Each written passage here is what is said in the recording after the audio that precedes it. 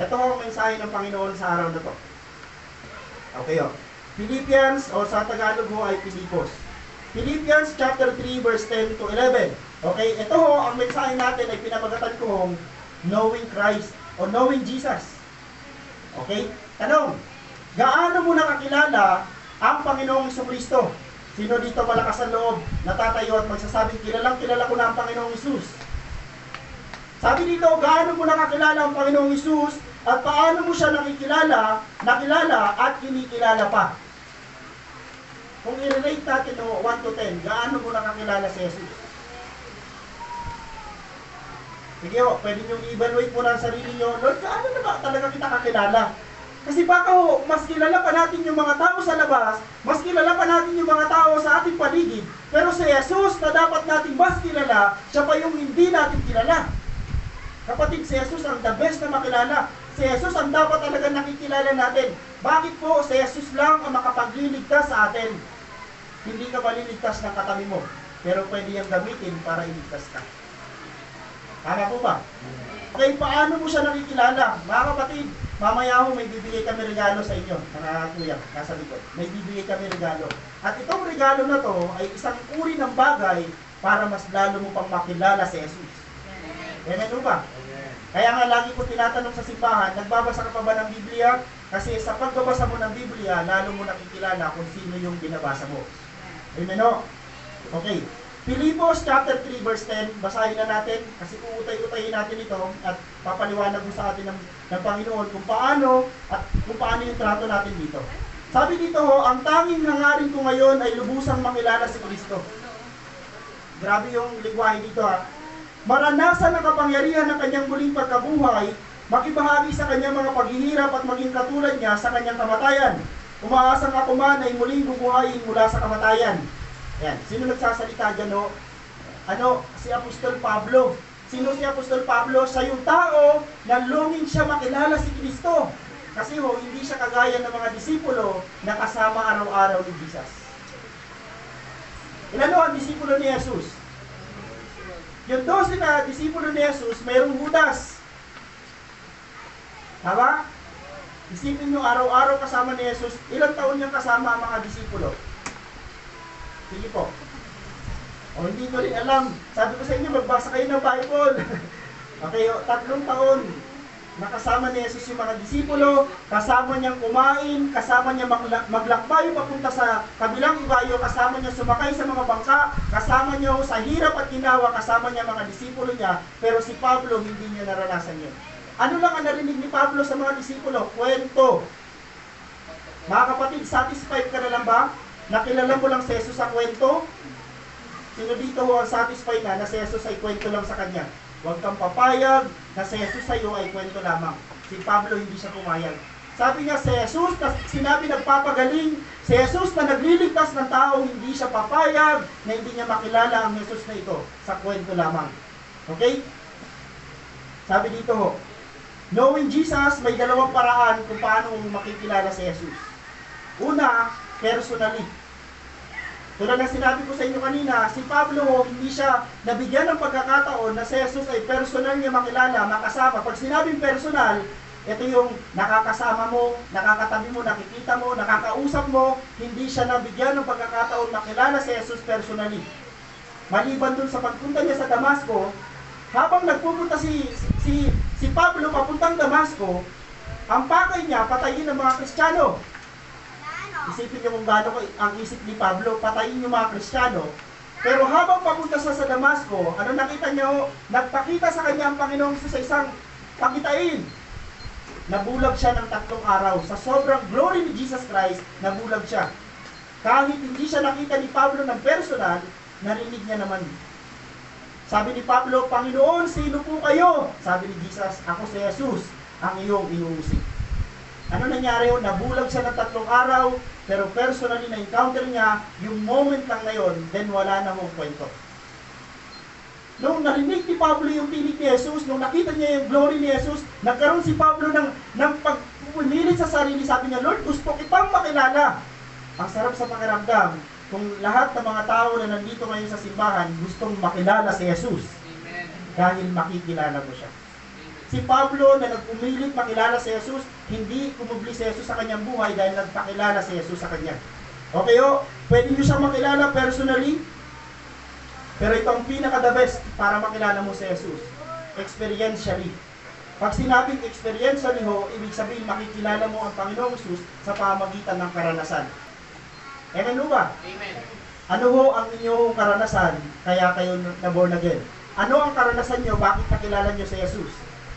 Pastor, may narinig akong tinig. Pastor, may narinig akong para akong hinipo sa likod. Pastor, para akong pinagaling ng Panginoon yung mga para mo ngayon. Dito ho, masasatisfy ka ngayon dahil hindi para lang yon. Nangyari talaga yon dahil ang pagpapakilala ng Panginoon, it's either personal, pangalawa, experientially. Nagpapakilala ang Panginoon. Okay? Personally and experientially, ito yung gusto ni Pablo maranasan. Okay? So may tatlong bahagi lamang ng Pilipos na uutay-utayin natin at doon lang tayo mag-aaral. Number 1, sabi ni Pablo, ang tanging hangarin ko ngayon ay lubusang makilala si Kristo. Mayroon something na napakalalim sa kanyang puso. Yung salitang tanging hangarin, yung lahat ng desire ni Pablo, bigla akong umuwi sa isa na lang. Tandaan nyo, una niyang desire, si Pablo, kung i-level natin sa panahon natin yan, si Pablo ay isang doctorate. Si Pablo ay isang siyang masteran. Si Pablo ay isang napakadunong na tao. Pero inalis niya ang lahat ng bagay na yon, nagpakababa siya at ang sabi niya, Lord, isa na lang ngayon ang hangarin ko, hinubad niya lahat yun. Tinanggal niya lahat ng kanyang pwedeng ipagyabang para makilala niya si Jesus. Sabi niya, ang tanging hangarin ko ngayon ay lubusang makilala si Jesus. Grabe, sabi ko, grabe Lord.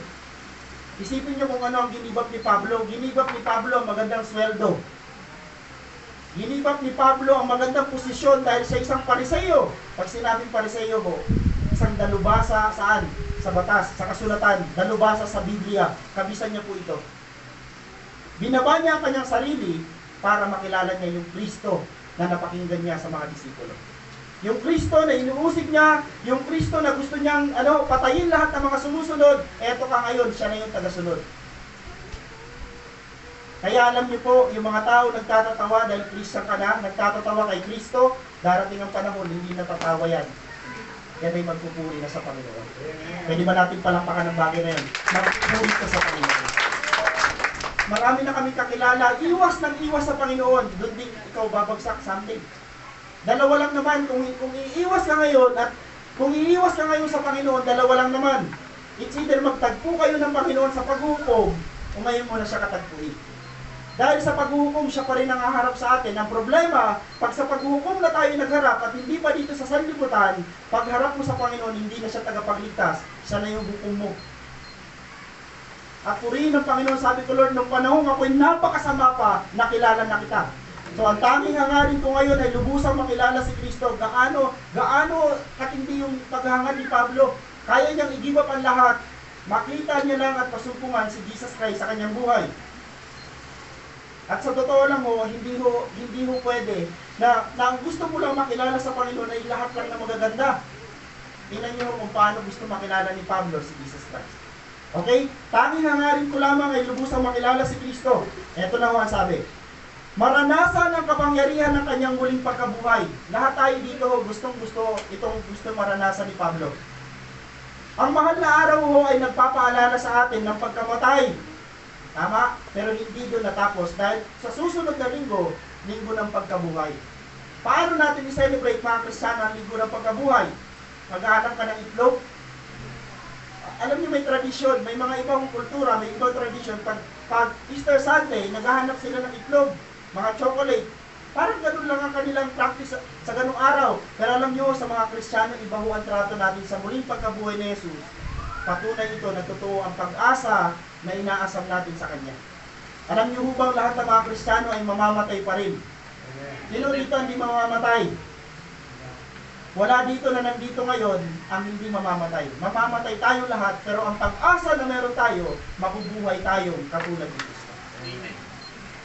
Yan ang pag-asa na meron tayo. Sabi ni Pablo, Panginoon, gusto kitang makilala sapagkat gusto kong maranasan ang kapangyarihan ng kanyang muling pagkabuhay. Matindi ho ang ginawa. Si Jesus lang ang Diyos at Diyos na namatay pero nabuhay. si Buddha, siya ay Diyos sa ibang bansa, pero hanggang ngayon patay pa rin siya. Sino dito naniniwala kay Rizal? Sa parte ng Pilipinas, mayroong mga Rizalista, ginudiyos nila si Rizal. Pero yung Rizal na ginudiyos nila hanggang ngayon patay pa rin. Yung Diyos na mayroon ka kapatid, si Jesus, namatay ng 3 araw, pero muli siyang nabuhay. Sa lahat ng pinakaiba, siya ang pinakaiba. Sabi ng Panginoon, alam niyo kung natatakot kayo mamatay dahil tao tayo, parang sinasabi ng Panginoon at that time, namatay nga siya eh.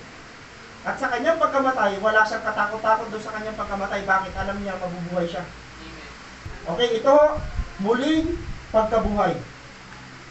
Kung gusto mo talaga makilala si Jesus Christ, kapatid, kailangan alam mo yung salitang muling pagkabuhay. At hindi lang yun ang gusto ni Pablo maranasan. Sabi niya, Lord, gustong-gusto kong ma-experience yung muling pagkabuhay. Kaya lang, dadaanan mo muna yung dalawang bagay. Ito yung pinakamaganda pag nakilala mo si Jesus. Yung muling pagkabuhay, yan na yung pinakamaganda. Pero ano ang pinakamatindi ho? Ito. Okay, Filipos chapter 3 verse 10c. Sabi ni Pablo, Lord, gusto kita makilala. Hindi lang basta niya gusto makilala si Jesus, pero sabi niya, Panginoon, gusto kong makibahagi sa kanyang mga paghihirap. Kaya natin ito mga Kristiyano. Yung parang, Lord, kung makikilala mo ang Panginoon, hindi mo lang siya kikilalanin dahil may blessing. Hindi lang kita gusto makilala, Panginoon, dahil may pagpapala sa iyo. Sabi ni Pablo, Lord, pag nakilala kita, gusto pa kitang makilala at gusto kong makibahagi. Saan? Sa kanyang mga paghihirap. Alam ni Pablo kung gaano namuhay ang Panginoon sa sanlibutan. Kung paano siya inalimura, kung paano siya inusig. Pero sabi ni Pablo, kahit usigin ako, kahit parusahan ako sa pangalan ni Jesus, hindi ako matitinag. Gusto kong makibahagi. Sabi ko, grabe yung puso ng tao na to. Hindi niya lang gusto si Jesus Christ dahil tagapagligtas si Jesus. Gusto niya rin makibahagi sa sa hirap na daranasin ng pagiging Kristiyano. Tama po ba? Kung ikaw ay Kristiyano at nakaranas ka ng buhay na parang nauna sa iyo yung pagpapala, huwag kang magsabi na ganun lagi ang buhay. Dahil may part sa buhay natin, iaalaw ng Diyos na tayo subukin para masukat kung anong pananampalataya meron ka na. Kapatid, kung ikaw ay nakaranas ng pagsubok na talaga naman sobrang bigat, sobrang tindi, isa lang ang ibig sabihin yan, kapag napagtagumpayan mo yan, ang laki ng pananampalatayang meron ka. Pero kung lagi kang pagpapala at laging biyaya ang dumarating sa iyo, at sinasabi mong, Lord, talaga napakabuti mong Diyos, tama, mabuti ang Diyos. Pero kaya mo pa bang magsabi sa Panginoon, may sakit ka, pero sinasabi mo sa Panginoon, Lord, purihin ka. Namatayan ka, Panginoon, purihin ka. Kaya mo pa ba yun? Ang mga nakakapagsabi lang noon ay yung mga matitibay na mga Kristiyano. Na ang tinitingnan sa Panginoon na hindi lang laging blessing, hindi lang laging positibo. Sabi ni Pablo, Lord, alam ko, pag nakilala kita, may paghihirap na mangyayari. Pero sabi ni Pablo, Lord, bigyan mo ako niyan. Gusto niyo rin po ba yun? Alam niyo po ba pag sumama ka sa street preaching, hindi lagi masaya? Amen. Darating ang panahon, nakakaranas tayo dyan ng pambabato. Eto, mga buhay na patotoo. Naranasan nila habang nangangaral sila, binabato sila ng mga bote. Alam kaya nila na yun? Alam nila. Dahil pag si Jesus ang iyong pinanindigan, magagalit sa iyo ang sanlibutan. Tama? Magsabi ka nga lang magsabi ka lang sa post mo, hindi kami payag sa parehong lalaki at lalaki, may magagalit sa iyo.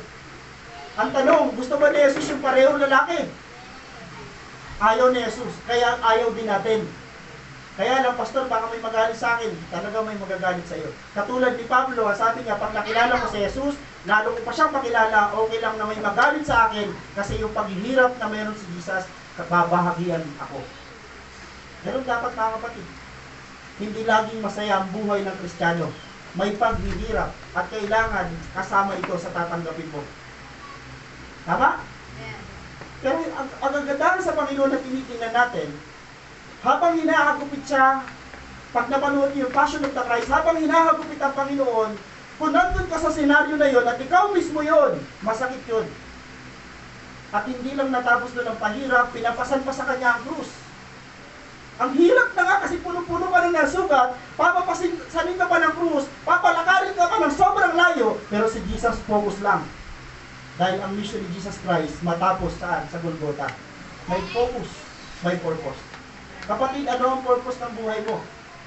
Pastor, maglilingkod ako sa Panginoon kasi ang sarap pala maglingkod. Grabe pala blessing sa paglilingkod, mga kapatid. Darating ang panahon na yung mga blessing na sinasabi mo, mapapalitan niya ng pagsubok. Mapapalitan niya ng testing. Doon malalaman kung mananatili ka pa rin sa paglilingkod mo sa Panginoon. Kami po, ang dami ng pagsubok na naranasan. Pero sabi namin, Lord, sa pagsubok o sa wala, sa meron o wala, magtatapat kami sa iyo. Alam niyo ba mga kapatid, na-predict na ng sanlibutan, darating ang panahon wala ng simbahan. Kaya kung nakakapagsimba ka pa sa panahon na ito, i-enjoy mo na. Dahil darating ang panahon, wala nang bukas na simbahan para pagsimbahan. Ipapasara ho ito ng Antikristo. Wala nang Bible kang mababasa, kaya enjoy mo na yung Bible na meron ka. Dahil darating ang panahon, hindi mo na yung mababasa. I-enjoy mo na mag-post ng mga biblical na mga salita. Dahil darating ang panahon, wala na mag-post ng mga mensahe. At ang pagsisamba sa panahon na darating, ikaw na lang mag-isa, direct sa Diyos. Diba? Paano natin, Pastor? Paano ko yung ma-enjoy yung pagiging Kristiyano ko? Paano? Hindi pa na masarap pakilala ang Panginoon. Hindi pa kasi natatapos dyan. May kwento pang kasunod to. Natapos ba dito? Natapos ba sa negatibo ang kwento ng buhay ni Jesus Christ? Diba nung pasan-pasan niya ang krus, natapos siya sa Golgota, ano nangyari ho? Lumindol na malakas kasi namatay si Jesus. Pero lumindol din na malakas sa loob ng 3 araw at muling nabuhay si Jesus. Amen. Yun yung kwento na kailangan tapusin mo para magtuloy ka kay Jesus. Kasi kung si Kristo ay hindi nabuhay, si Pastor ho, ngayong araw na to, hindi na magpapastor sa susunod na linggo. Pero nabuhay si Jesus, kaya itutuloy-tuloy ko ang paglilingkod sa Panginoon. Nabuhay siya. At itong Jesus na ating nung blessed hope natin, hindi siya ho kailanman nagsinungaling sa atin. Ang sabi ng Panginoon, praise the Lord, babalik siya. Yung second coming na sinasabi, namatay si Jesus Christ. Okay, una pala, isinilang, nangyari na po ba? Isinilang si Jesus. Pangalawa, ano nangyari ho? Namatay, natako sa krus. Namatay po ba? Namatay. Muling nabuhay, nabuhay po ba? Muli siyang babalik. Kung nangyari yung tatlo, bakit di ka maniniwala din sa pang-apat? Babalik si Jesus. At sa pagbabalik ng Panginoong Isus, sana makasama tayong lahat. Kaya ano ba? Tanggalin na pala natin yung sana. Makakasama lahat. Ano ba? Ano ang kailangan mong gawin? Kaya mo pa siyang kilalanin. Okay? Tuloy natin. Sabi ni Pablo, Lord, gusto ko tayong makilala pa. Pag nakilala na kita, ano yung mga bagay na ginawa mong paghihirap dito, makikibahagi ako. Sabi ko, Lord, sa lahat parang, mana. Si Pablo gusto niyang manahin kay Lord yung paghihirap. Kasi ang gusto ni Pablo, nung nandito kasi sa sanlibutan, ang problema kay Pablo, persecution, nagpe-persecute sa mga Christian. Kaya dito, gusto niya makabawi ni Jesus Christ. Sabi niya, Lord, paano ko kaya mababawi yung mga ginawa ko dati? May pinapubutan sa Kristiyano, may pinahagupit siya, may pinapatay siya. Nung naging Kristo na siya, sabi niya, Lord, ako naman sana ang gawad ng mga ginawa ko nung una. Kaya si Pablo namatay, pinubutan ng ulo. Pero masayang-masaya siya. At excited siyang mamatay dahil alam niya at nakilala niya si Jesus ang muling pagkabuhay. Amen. Grabe si Pablo, ikaw ba naman kasi, lagi mong sinasabi sa mga simbahan, pataas-taas ng kamay. Si Pablo yun. Nung hindi pa niya kilala si Jesus Christ, ang lakas niya mambuli. Ang lakas niya mambulihin ng mga Kristiyano. Ang lakas niyang si Jesus Christ, i-knockdown. Kay Pablo si Jesus Christ, hindi Diyos. Kay Pablo, si Jesus ay isang propeta, pero nung na-encounter niya si Jesus Christ, hindi pala siya lang propeta. Diyos na nagkatawang tao. Makikituloy natin. Filipos chapter 3 verse 10. Sabi dito ho, at maging katulad niya sa kanyang kamatayan. Hindi natapos doon.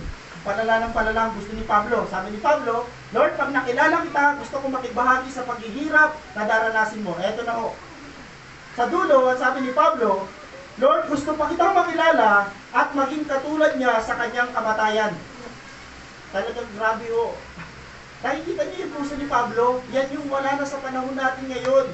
Dahil akala natin pag nag-Christian ako, aayos ang buhay ko, which is second na lang yun. At totoo talaga ho, pag tinanggap mo si Jesus sa iyong buhay, kakalimutan mo dapat talaga yung sarili kagustuhan. Si Pablo, kinalimutan niya na lahat sa kanyang buhay na siya ho ay mayaman. Si Pablo, maganda ang buhay. Si Pablo, pag nanamit si Pablo, mga magaganda ang damit nila. Take note sa Pariseo. Ang Pariseo nung panahon ho, parang isa siyang abogado, parang isa siyang mataas na katungkulan ho ang isang Pariseo, pero ho lahat yun, bumaba si Pablo para mapaglingkuran niya si Jesus, at ang sabi niya, Lord, gusto ko makabahagi sa iyong paghihirap, at ang sabi ni Pablo, gusto kong makabahagi sa iyong kamatayan. Ito yung isang bagay na hindi mo mauunawaan kung hindi ka malalim sa Panginoon.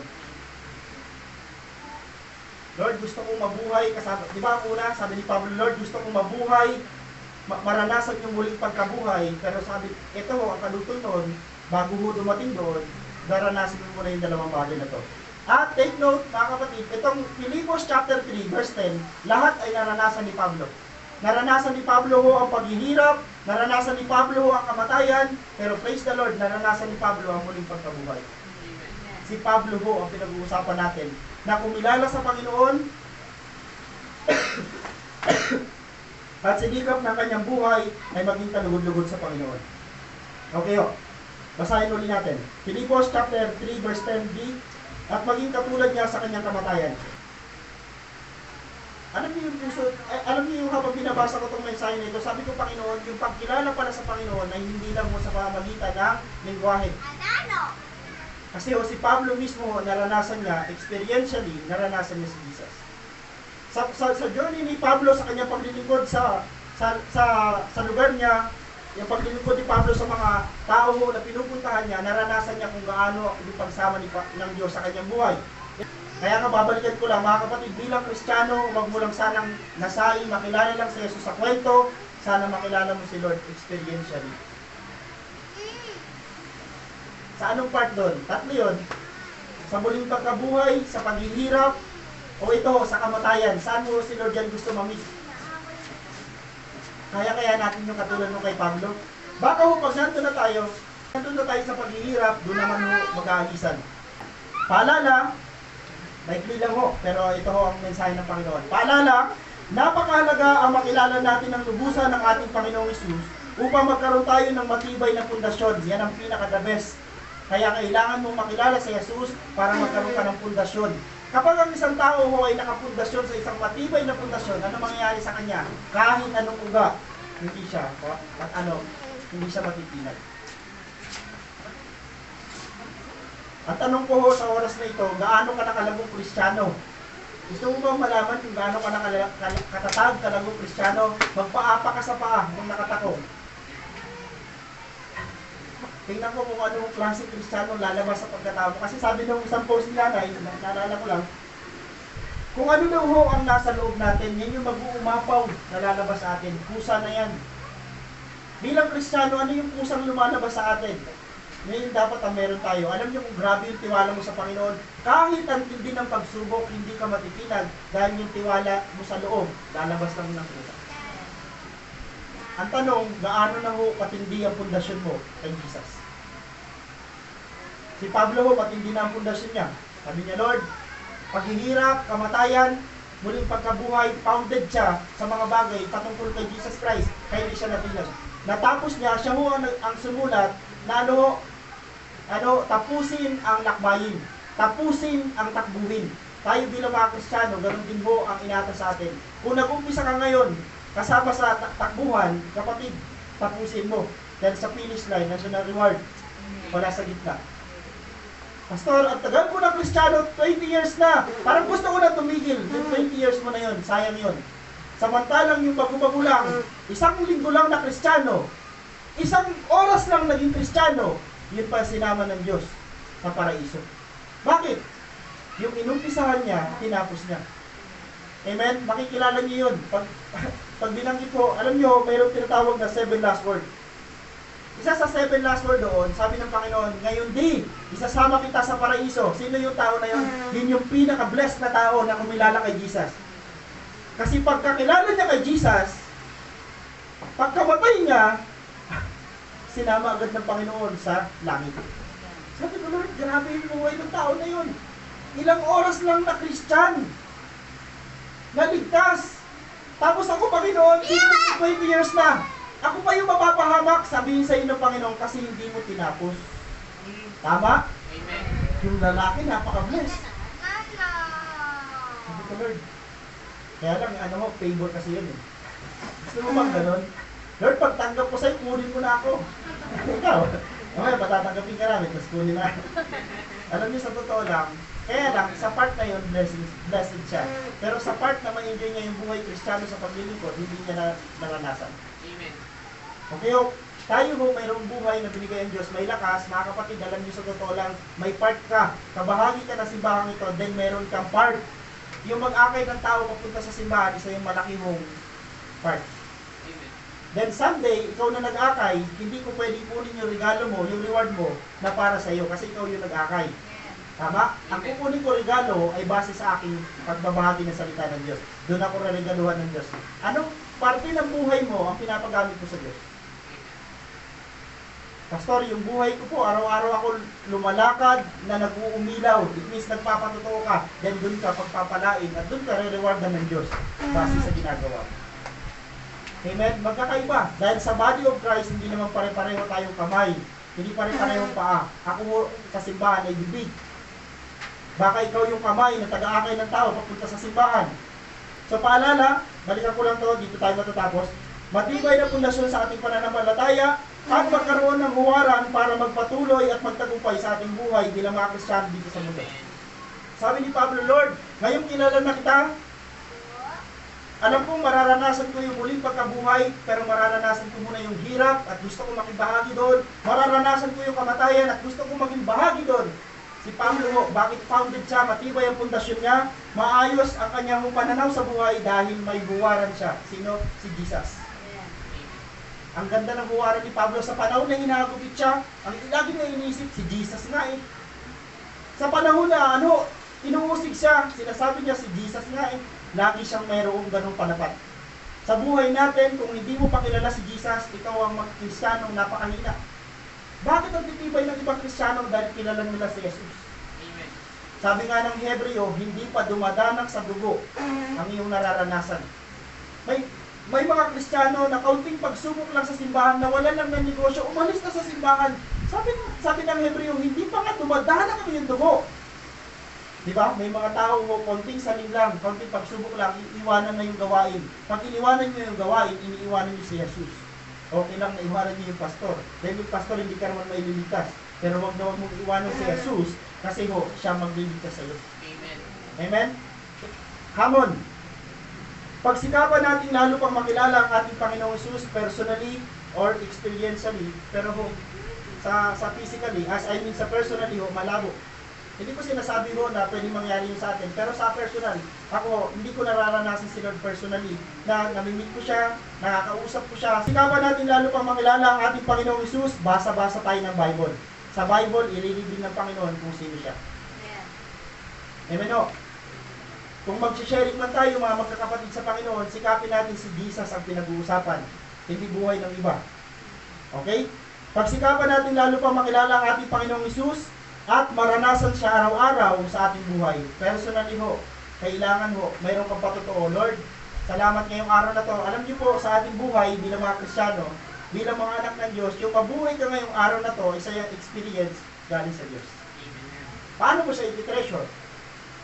Lord, itong buhay na meron ako, itong hininga na meron ako, itong lakas na meron ako, Lord, experience ko ito ngayong araw na to sa iyo. Kasi walang ibang magpaparanas yan sa iyo, kundi ang Diyos. Kaya meron mong Diyos. Amen o ba? Meron mong Diyos. At yung katabi mo, yung kaharap mo, yung nasa likod mo, bahagi yan ng patotoo na ang Diyos ay mabuti sa ating buhay. Amen o? Palapakan natin ng Panginoon, tayo ay pagtapos, at ito ang mensahe ng Panginoon, knowing Jesus. Tayo pong